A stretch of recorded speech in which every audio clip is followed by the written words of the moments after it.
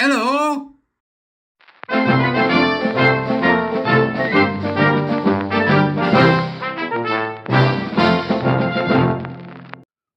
Hello all.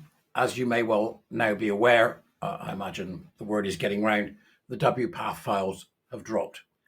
This is a frankly horrifying catalogue of events which prove without any equivocation that we've been experimenting on some of our most vulnerable, including children. The ramifications of this will be felt around the world. Can I ask that you share this? Subscribe if you want to, but can you share this and like it? Because that's what helps the algorithm get it round. They have kindly, WPATH files, Environmental Progress, Michael Schellenberg, GenSpect, a number of others have kindly provided a presentation to be used that can enable us to get our heads around exactly what is going on. This is what I imagine will be a series of videos from my good self examining the key points in the WPATH files. And it's a tough watch. It's a tough read. Get yourself a cup of coffee. Let's begin with this introduction. The WPATH files presentation shows that pseudoscientific surgical and hormonal experiments on children, adolescents, and vulnerable adults has been in place. This was produced here by Mia Hughes in March 2024, and as you can see, Environmental Progress at the bottom there. What is the WPATH files? Well, we've been waiting for them for a long time, but you can see they're on the screen. They're newly released from WPATH's internal messaging forum, which is where the people involved in WPATH itself, its workers, its members, have been having conversations. This demonstrates that the world-leading transgender healthcare group is neither scientific nor advocating for ethical medical care. These internal communications reveal that WPATH advocates for arbitrary medical practices, including hormonal and surgical experimentation on minors and vulnerable adults. I knew about this, but it doesn't make it any less shocking to see it this way. They received the WPATH files from a source or sources who contacted us because they had seen Michael Schellenberger's work on the Twitter files. So this is a leak from an internal leak. The report and files will be released on March the 5th, 2024. I will put the links downstairs in the dubris for anybody that wants to take a further look and examine more of it. As I will be doing also.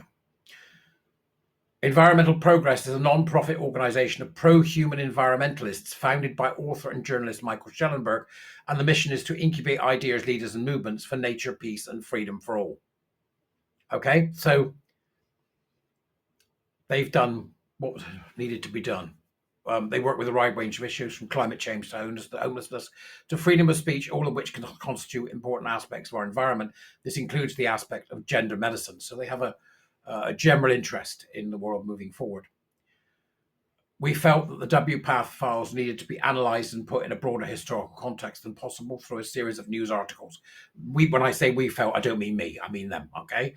The report accompanying the files is written by Environmental Progress researcher on gender, Mia Hughes. My thank you to Mia, my thanks to Mia. What do the files show? The files show that WPATH is conducting an unregulated experiment on some of the most vulnerable people in society.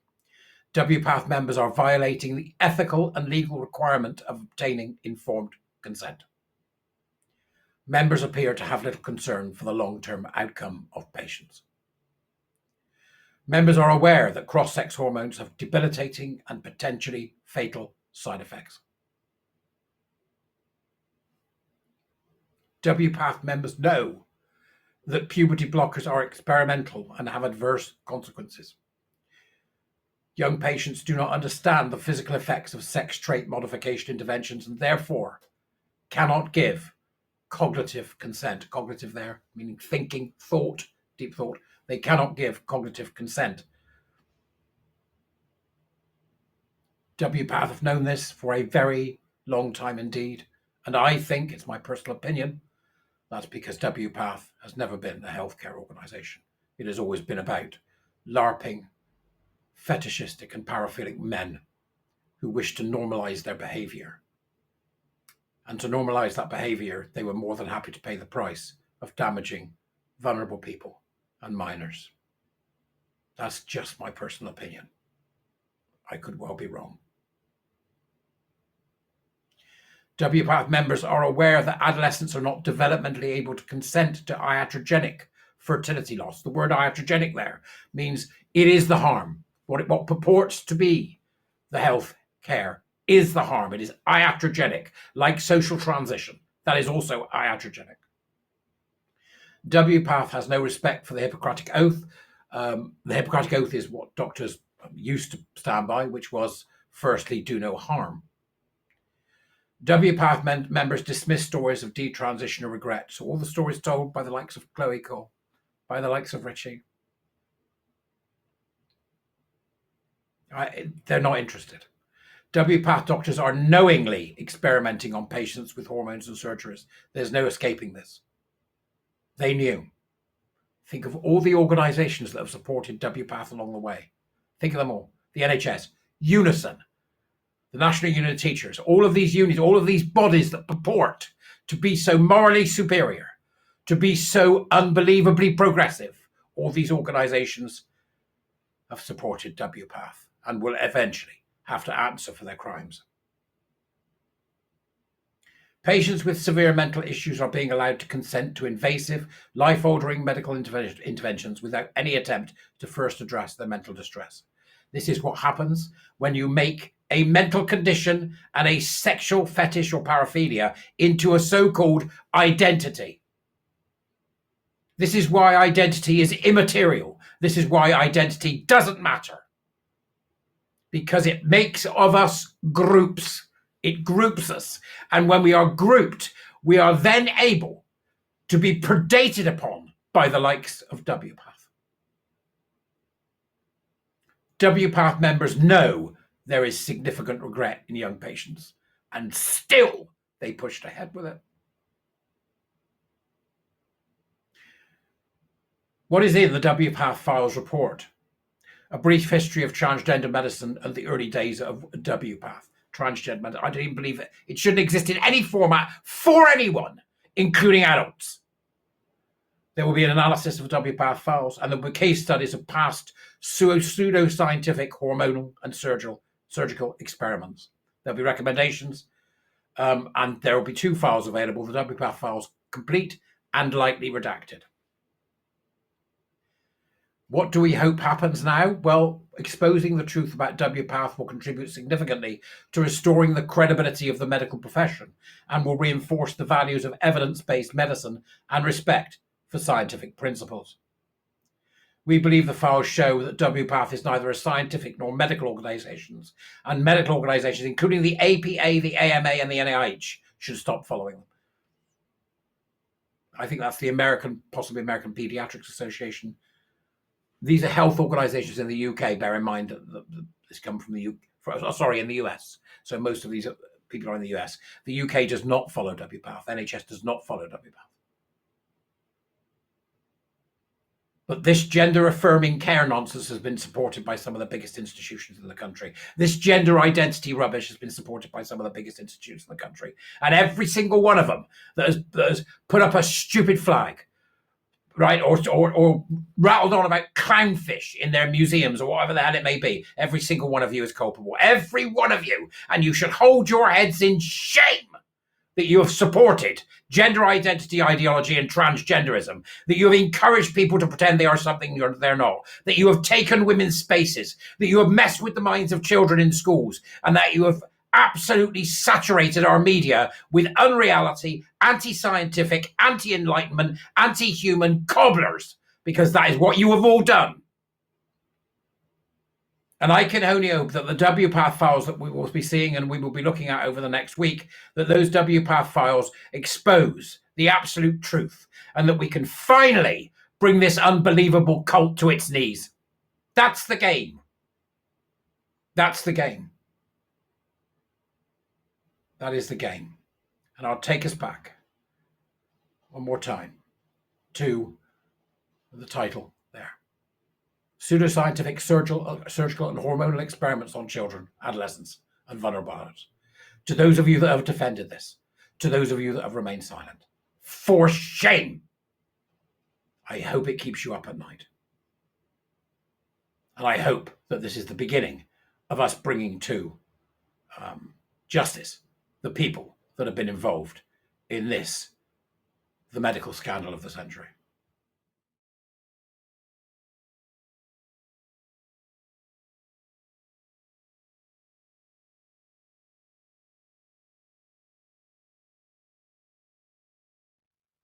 Hello all, and welcome to the continuing investigation into the WPATH files.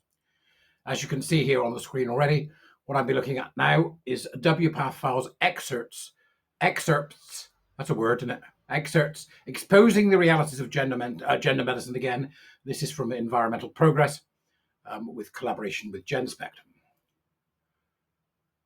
WPATH and gender clinicians and activist groups more generally insist that gender identity is settled science. They present puberty blockers, cross-sex hormones, and genital surgeries as evidence-based, life-saving care and suicide prevention. Rachel Levine, the US Assistant Secretary for Health, claims there is no argument among medical professionals, pediatricians, pediatric endocrinologists, adolescent medicine physicians, adolescent psychiatrists, psychologists, etc., about the value and the importance of gender-affirming care. But when gender clinicians and lobbyists think no one is listening, what they say can be quite different and quite shocking. So what we have here are the highlights of the WPATH files as put together here in the type of thing, the type of conversations, the type of things that are being spoken and talked about upon the servers of WPATH themselves. But what are they saying? What exactly are they doing? Well, they make clear that they give cross-sex hormones and surgeries to people with limited or no capacity to consent, including people with major mental illnesses and minors.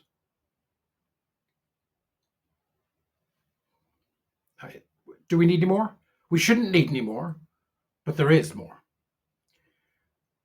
They acknowledge that minors do not understand the long-term consequences of gender affirming or gender affirmation, including sterility.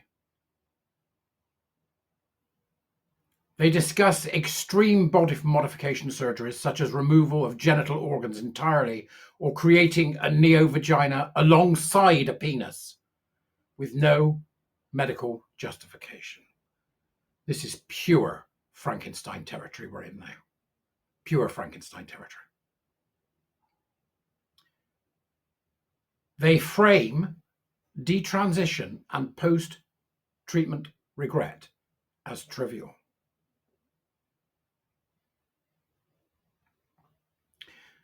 They claim that minors should be given life-changing hormones and surgeries because otherwise they will kill themselves, despite the evidence that such interventions make suicide rarer. They describe serious side effects, including fatal ones, and common suboptimal outcomes. All of this comes from WPATH members. First off, we have an ethical approach to consent among adults with comorbidities. Comorbidities means that they've got one or more problems, rather like me. When I've got physical problems, I have one or more. I don't have one any longer. So you've got a few things. So comorbidities are things that are also affecting them as an individual. This is particularly gobsmacking. Patients with dissociative identity disorder are regarded as having the capacity to consent to hormones.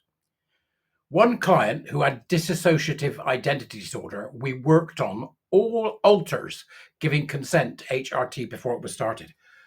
This is the multiple personality thing. Sybil, you remember Sybil? the story of the woman Sybil, which turned out to be a damn lie. This is somebody who's got multiple personalities, and they're saying that they are communicating with each of the personalities in order to make them understand that they can do this. Is it me, or is that real Nutsbury Farm stuff? I might be wrong about it. I'm not a medical person, so for God's sake, don't trust me on the medicine. Do your own work. But what they're saying is quite unbelievable. That they are having conversations with the different personality this mentally ill person manifests in order to get consent from all of them. Dear God Almighty. And that there is from a gender therapist, because they're saying they had alters who were both male and female gender. Sex is what they really mean, but these are made up things in this person's head. And it was imperative to get all the alters who would be affected by hormone replacement therapy to be aware and consent to the changes. They think this person's individual psychosis of different people is real. They think they're real people. They're asking for the consent from the illness itself. They are not talking to the person. They are talking to the manifestation of the illness.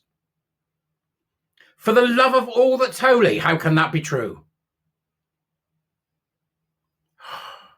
Ethically, if you do not get consent from all alters, you have not really received consent, and you could be sued later if they decide HRT or surgery was not in their best interest. So they're doing this. They're talking to this person's alter egos, right? They're chatting to Jekyll and Hyde because they're worried about money. I've said it before and I'll say it again, and I don't care if you've heard it 1,000 times, which some of you have by now. Transgender medicine and gender identity and everything else that comes with it does not exist. It should not be available to anyone under any circumstances. Yes, including adults. Now, if adults want to chop off their bits, they can do what they like, but they can't do it on the NHS. The insurance company shouldn't be covering it either. It's unbelievable. So they regard that individual as having the ability to consent. Somebody with multiple personality disorder, if that's what I call it. Well, they call it dissociative identity disorder now. Same thing. I thought that was debunked years ago, but somebody will put me right in that in the comments. Then it's got that they have the capacity to consent, and then we have the belief that patients who with severe mental health issues are able to do so. And you can see there, in reply to a nurse practitioner who is struggling with how to handle a patient with PTSD, major depressive disorders, observed dissociations, and schizoid typical traits, who wishes to go on hormone therapy. This is in reply to this nurse practitioner. Somebody's responded. I'm missing why you are perplexed. The mere presence of psychiatric illness should not block a person's ability to start hormones if they have persistent gender dysphoria. And this is why this entire thing must end. Capacity to consent and the benefits of starting hormones outweigh the risks. So why the internal struggle as the right thing to do? That came from Dr. Dan Karasik, lead author of WPATH Standards of Care 8, Mental Health Chapter. I bloody despair. I absolutely despair. Mentally ill and homeless people are regarded as suitable for referring for genital surgery. Quote, I have also intervened on behalf of people who have been diagnosed with major depressive disorder, CPTSD, homeless, and got at least an orchiectomy in the last 15 years. I had to regrettably decline writing only one letter, mainly because the person evaluated was in active psychosis and hallucinated during the assessment session. Other than that, nothing. Everyone got their assessment letter, insurance approval, and are living, presumably, happily ever after. This is medical negligence on a grand scale, I think. Next, there is a lack of concern regarding young people regretting sacrificing their fertility, says the report. Dr. Daniel Metzger, the Canadian endocrinologist, has then replied in the forum, some of the Dutch researchers give some data about young adults who had transitioned and had reproductive regret.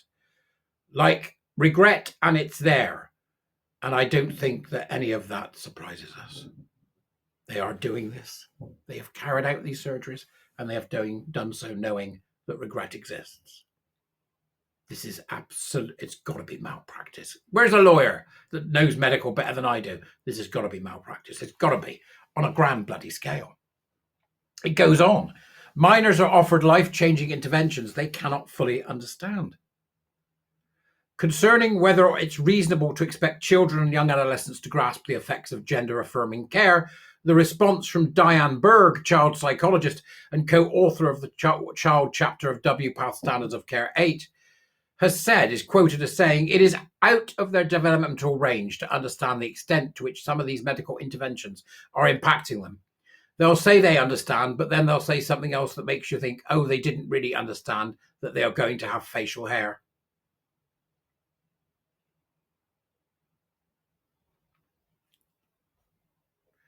And then Dr. Daniel Metzger, a Canadian endocrinologist, once again says, we are often explaining these sorts of things to people who haven't even had biology in high school yet. The report continues. Dr. Christine McGinn, American plastic surgeon, reports performing about 20 vaginoplasties on patients under 18 over a 17-year period, and confessed that not all had perfect outcomes. None of them had perfect outcomes. None of them. It's 100% failure rate.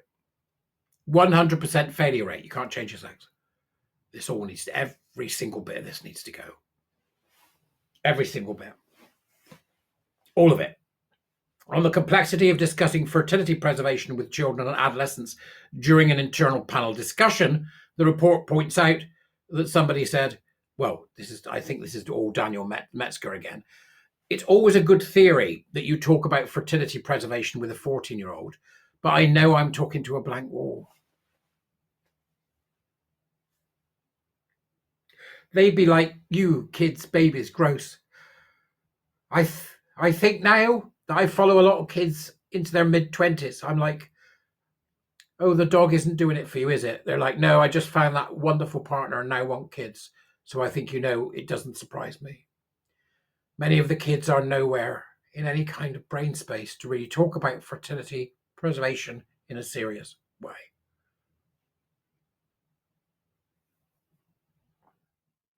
Next, we've got extreme body modifications with no medical justification. I perform mastectomies without nipples, or have created chests with varying degrees of remaining breast tissue, or created incision patterns specific to my patient's wishes. For my bottom surgery, I perform minimal depth vaginoplasties and vulvoplasties, phallus-preserving vaginoplasties, and nullification procedures. Nullification, that's where they take off everything. I'm quite comfortable tailoring my operations to serve the needs of each patient, and that is Dr. Thomas Satterwhite, a Californian surgeon. Over 80% of them were gay and lesbian. We're just meat to these bastards. How do we come up with appropriate standards for non-binary patients? Oh, for the love of God. What best practice and standards are you following in your experience? I found more and more patients frequently requesting non-standard procedures, such as top surgery without nipples, nullification, and phallus-preserving vaginoplasty. This is where they dig a hole in their perineum, which it becomes a kind of rock pocket, but yet they leave the genitals so that their body is fatally damaged. Not fatally, but is utterly damaged by these procedures from these butchers. That is again Dr. Thomas Satterwhite, a Californian surgeon. This is an activist law professor. Gender clinicians should provide care for trans people whose embodiment goals do not fit dominant expectations, such as those who want mastectomies without nipples, mastectomies for people who do not want breasts from estrogen, and vagina-preserving phalloplasties. That's adding a penis made out of it's not even a penis, not penis, just a pork tube. So they've got both, like some kind of weird, David Cronenberg type hermaphrodite. This is really the stuff of utter nightmares, and 80% of them were gay or lesbian.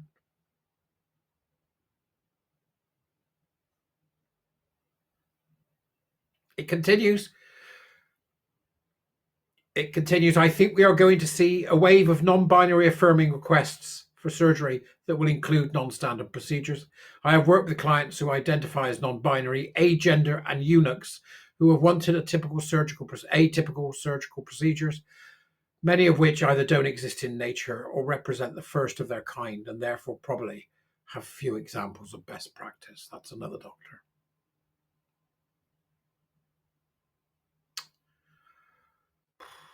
Next up, we have detransition and suicide prevention.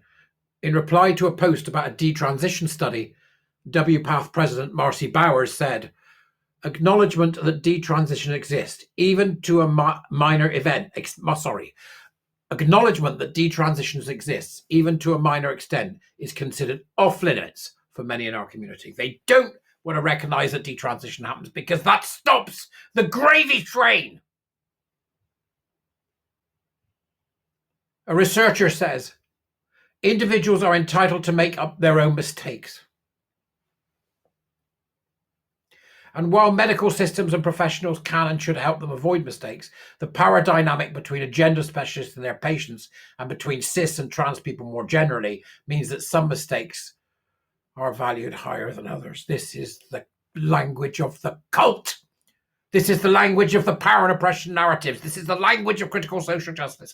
This is the language of individuals who think that the body is a meat sack, who think that we are Mr. Potato Head and you can cut it up all you like, and that no matter who you are, even if you're so mentally ill that you've got multiple personalities, they'll talk to each one to ensure they get consent. This is beyond horrific. Beyond horrific. It then continues with another researcher saying, what is problematic is the idea of detransitioning as it frames being cisgender as the default and reinforces transness as a pathology. It is a pathology. It is a pathology.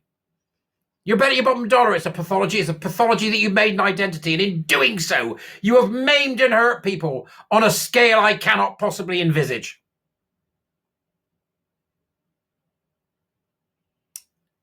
The report continues, in reply to a therapist concerned about a 13-year-old non-binary natal female with an eating disorder who is requesting testosterone, a pediatric endocrinologist recommended the child be living as the other sex for 12 months, 6 to 12 months, and have at least one supportive parent. She added to that, it is very difficult to ask what they want until 16 because by then they will be dealing with menstrual periods and complete breast development. Waiting appears to increase the rate of suicide attempts. They're lying. They're lying through their disingenuous teeth. Next up, serious side effects and common post-surgical complications. An exchange between two doctors about the severe, potentially fatal side effects of testosterone use in natal females. And the report says here in brackets, testosterone is a known carcinogen. We know it causes suicide. Not suicide. What am I saying? We know it causes cancer. The doctor says, 16-year-old female patient found to have 2 liver masses, hepatic adenomas. Oh my gosh, one 11 centimeters by 11 centimeters and the other 7 by 7 centimeters. And the oncologist and surgeon both have indicated that the likely offending agents are the hormones. We are prepared to support the patient in any way we can. For example, top surgery when medically stable. That's a doctor. Another one says of this, serious side effects and post-surgical complications. I have one transition colleague, who after about 8 to 10 years of testosterone developed hepatocarcinoma. To the best of my knowledge, it was linked to the hormone treatment. It was so advanced that he opted for palliative care and died a couple of months later.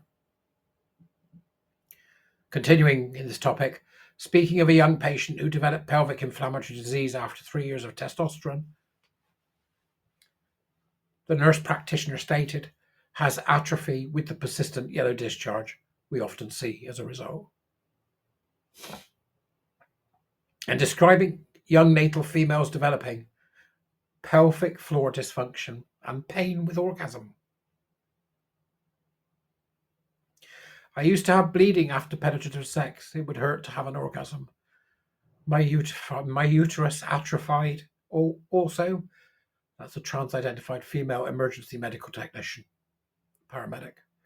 The natal male patients on estrogen are described experiencing erections that feel like broken glass. And that was a registered nurse who reported that. Poor outcomes are expected as a fact of life. It would be great if every patient could be perfectly cleared for every surgical intervention, but at the end of the day, it's a risk-benefit decision. Oh my God. If the patient can't follow the dilation schedule, they may lose depth, but as long as they're capable of making the decision of sound mind while informed of the risks, then that may be all you can do. And that was a doctor who said that.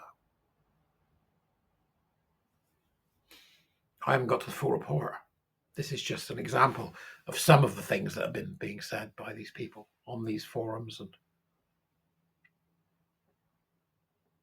I don't know about you, but there should be a heavy price for everyone that's been involved in this.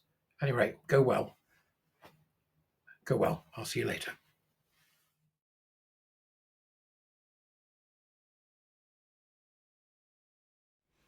Hello all, and welcome back to another examination of some of the WPATH files that have been gifted to us by the Environmental Progress Group and others who have had a hand in making this happen. It's important to recognise the horrific nature of what we're seeing here, but also we have an interesting section of the actual report itself, in fact the first part of the report, which is a brief history of transgender medicine and the early days of WPATH. As you can see, I've got some of the text is up here. I'm not going to follow it verbatim because it's a narrative and it's easier told by just me giving you my take on it. But they began experimenting on a psychiatric disorder called gender dysphoria round about the early years of the 20th century. Now, it's important to recognise here, the term gender dysphoria at that time did not exist. That's the most important thing to note here. It didn't exist. But they've called it here the pioneering work of German sexologist Magnus Hirschfeld. I wouldn't call it pioneering. The man was a butcher. He was a gay man who engaged in cross-dressing. Hirschfeld coined the term transvestite in his book Die Transvestiten and regarded both homosexuals and transvestite to be sexual intermediaries. So there was something connecting the two. Hirschfeld oversaw the world's first attempt at sex reassignment surgery performed on Martha Karl Bayer in 1906. So they were doing it as way back as far as then. Understand that there is definitely what would you call it, confusion and debate around the exact historical occurrences of this. And I would draw your attention to the Substack by Malcolm Clark at Twister Film.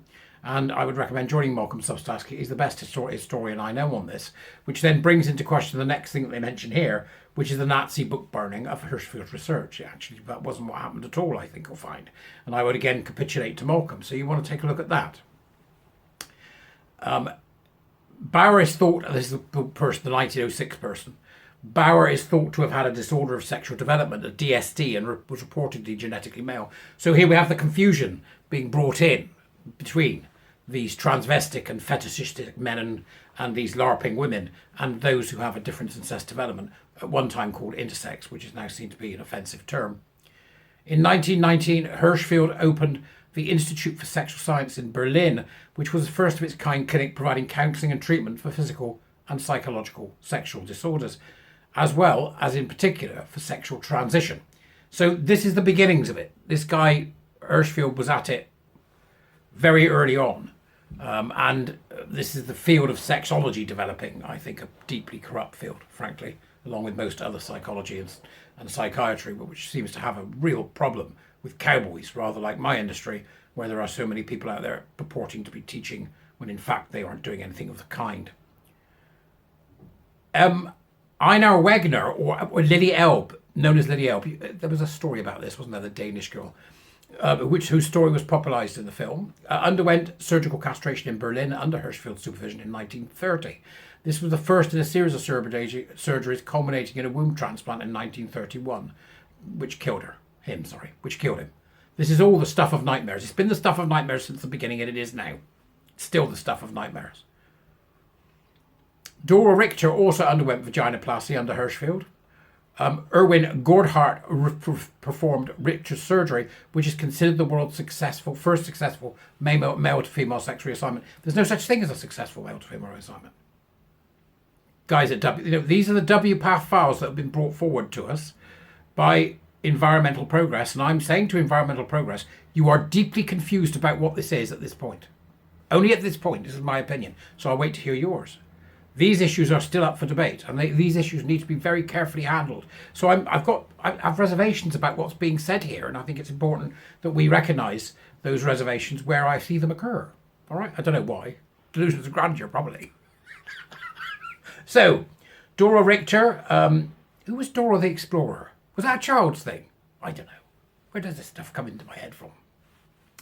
Erwin Gohart performed a Richter's surgery, and then he went on to join the Luftwaffe and participated in the hypothermia experiments conducted at Dachau concentration camp. Who these people are, see, this is what these people were. Despite medical advances such as the development of antibiotics and the ability to create synthetic hormones, interest in sex assignment procedures waned over the next couple of decades, only to be rejuvenated in the 1950s with the sensational case of Kristen Jorgensen. It does seem to me that there is an eruption of a cult-like belief in gendered souls and flesh-sacked bodies that has the unfortunate propensity to pop its head up every now and again. So we start in 1906, we then move into 1950, in which Christine Jorgensen was reported in a front page story under the headline XGI becomes blonde beauty, which of course is nonsense, it's just a LARPing bloke, and there was nothing beautiful about Jorgensen. Jorgensen had travelled to Denmark the year before, and under the care of Dr. Christian Hamburger, that's appropriate, isn't it? Mincemeat. Dr. Christian Hamburger, mincemeat. Cruel and unusual. He underwent a series of surgeries involving castration and the creation of a semblance of external female genital. It wasn't even a semblance, I don't imagine. It's an absolute mess, most of it. In 1953, after returning home, he became a patient of Dr. Harry Benjamin. Here we go. Now we're getting to it. A German endocrinologist with an interest in transsexualism, as it was known at the time. Benjamin's career in medicine had a disreputable beginning when in 1913 he arrived in New York as the assistant of a quack peddling turtle treatment, a fake tuberculosis vaccine. It's interesting that Benjamin's career in medicine had a disreputable beginning, right? Benjamin's career in medicine was disreputable. That's it. I'm worried by this. I'm very pleased to see these files come out, and I think they're going to be absolutely vital in fighting forward. But what I am seeing here is a kind of weakening of the case against what should have been stopped in 1906, was stopped by, who was it, in America? The hospital. Damn, it'll come to me in a minute. I do this all the damn time. John Hopkins. Stopped by John Hopkins in the 70s led to Brian De Palma's film Dressed to Kill because we knew how dangerous it was. But I'm sensing within the beginnings of this documentation that's been provided to us by the Environmental Progress Institute that there is some kind of acquiescence to the idea that this gender medicine is not exactly the same thing was in 1906, run by quacks and charlatans, and absolutely a danger to the public. I could be wrong. Maybe I'm reading the tenor of this piece wrong. You let me know in the Dubris. We then move on from there. Another of the people involved was Rita Erickson, a female who transitioned and delivers a man, became Benjamin's patient in 1963. Heir to her fortune, Erickson's philanthropic organisation, Erickson Education Foundation, funded the first 3 international symposiums on gender identity, as well as the newly formed Harry Benjamin Foundation. Here you can see the unholy alliance between LARPing women and LARPing men. This enhanced Benjamin's professional status, lending credibility to his sex change experiment. Benjamin coined and popularised the term transsexual with his 1966 book, The Transsexual Phenomenon. Benjamin is at the root of all this. Harry Benjamin. I've got the funny feeling he had something to do with Susie Green. I'm sure you'll tell me in the Dubris. Author of Erickson's philanthropic endeavours, another of Erickson's philanthropic endeavours was to fund North America's first gender clinic at Johns Hopkins Hospital in Baltimore. Why did I think it was in New York? It was at this clinic that Dr. John Money conducted his unethical experiments on children born with disorders of sexual development, the most famous case being that of the Reimer twins. He didn't just perform experiments, he got them to do sexual things for him while he photographed it.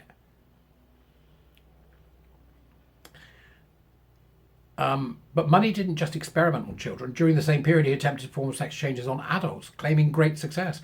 But when Dr. Paul McHugh became psychiatrist-in-chief at Johns Hopkins in 1975, he commissioned a follow-up study of the adults who had undergone these procedures, which found that while most of the patients claimed to be satisfied and experiencing no regret, there was little change in their psychological functioning. At that point, Johns Hopkins University knew that this entire edifice was nonsense, and that it did nothing to affect the psychological condition of these deeply unwell and in some cases dangerous men.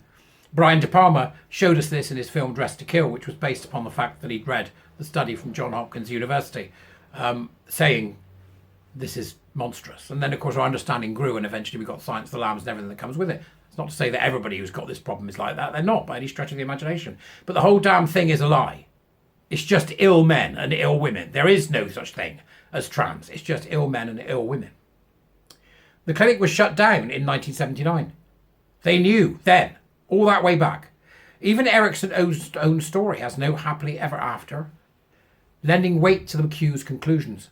After commencing hormonal and surgical treatment, or commencing hormonal and surgical sex change interventions under the care of Benjamin, Eriksson developed a drug addiction and endured a lifelong battle with substance abuse. This never ends well. What followed was four failed marriages, a life of turmoil. Eriksson's EEF folded in 1977, and the Harry Benjamin International Gender Dysphoria Association was formed in 1978, which would later become WPATH. And so on, and so on, and so on. It's amazing, isn't it? But there it is. There's the history. They continued working in this way. There were other players in the game who were more than interested in exploiting what was seen as an emerging medical field, when in fact what it is an emerging medical scandal on a par with eugenics. It is no... I don't think there's any coincidence that in 1906 this nonsense started at the same time that eugenics was in full flow in America. Sexologists have always been at the heart of it, and they always will be. But once you add in the likes of the Beaumont Society in the UK, who saw an opportunity to make their fetish and their paraphilia more publicly palatable, then the whole damn edifice falls to the ground. Make no bones about it, ladies and gentlemen, the original notion of gender identity, gender ideology of sex change is based upon the most perverted experimentation on humans, tangentially attached to the Nazis' experimentations in the atrocious camps and by the likes of Mengele, and then flowed through right up to today. Right up to today. Make no bones about it. It all goes. Because if it doesn't all go, it will come back. And then we need a record to make sure that this never happens again. Thank you for watching part 3. I'll see you soon.